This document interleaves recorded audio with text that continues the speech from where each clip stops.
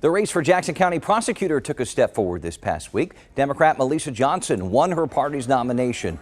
She says she's serious about addressing the major issues with crime we're seeing here at home. We all know the statistics that we're facing. We all know that the crime is devastating our communities. And so our next elected prosecutor needs to be ready to get to work day one on fixing it. Right now, Johnson is Mayor Quinton Lucas's director of public safety. She'll face Republican challenger Tracy Chappell in November. Whoever wins will have to work closely with KCPD, which falls under state control and now has to abide by a statewide funding change just passed at the polls. Voters across Missouri decided Kansas City should spend at least 25% of its general revenue on the department, something the city already does now. But now the minimum is the law of the land, punctuating a long-standing battle over local control and funding at KCPD. Mayor Quinton Lucas is here to get to the heart of the matter. Thanks so much for coming back. This is a much closer decision this time around, but it's still the same decision. So what does this change?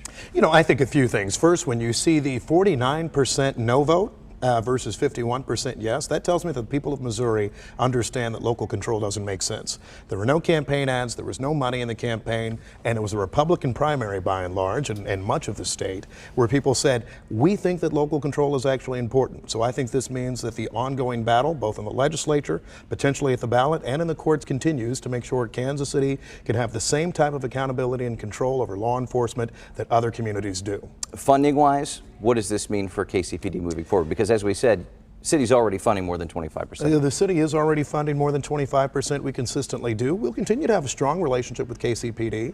However, we want to make sure we address important issues. 911 call takers and the crisis there where calls aren't being answered. Making sure street racing and other issues are being addressed. My goal is that we have more officers and that we're paying them what they need. That has been the weakness for years, and I hope that as we continue our discussions, and that's why I would love local control, we're paying our officers, we're paying call takers what they need. That forays into something that the Republican nominee for governor, Mike Kehoe, just said last week when we spoke. I want to play that for you now. The current council is funding them above that level. That's good. This just gives them a safety net. But we need, when they've had over $40 million cut, they're down 330 officers in KCPD. You can't protect the community the way it needs to be with those resources being that low. First off, your take on that. I mean, you mentioned officer salaries being a big part of that as well. Since I first became a city councilman and certainly as mayor, I have always said we need to pay officers more, we need to pay civilian staff more. I have asked time and again, where does the extra money go at the end of the year? We have continued to increase budgets at KCPD, but right now a call taker is making far less than somebody in Johnson County, Kansas, or all around our region. And so I agree with Mr. Kehoe in connection with that. I just think that more accountability lets us get to that rather than less.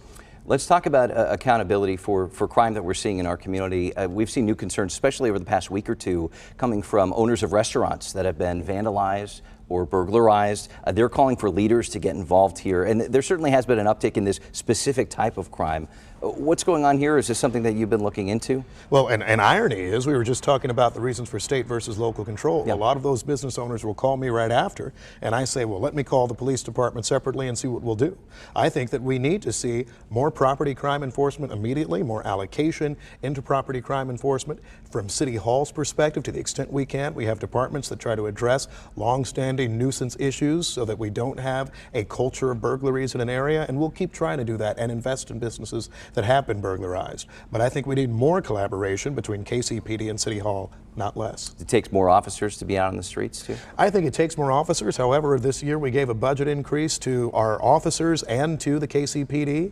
It takes us making sure they get hired. It takes us making sure that what we fund are not lawsuits, are not consultants, are not administrators, but are the men and women of law enforcement on our streets. You're a proponent for local control, of course.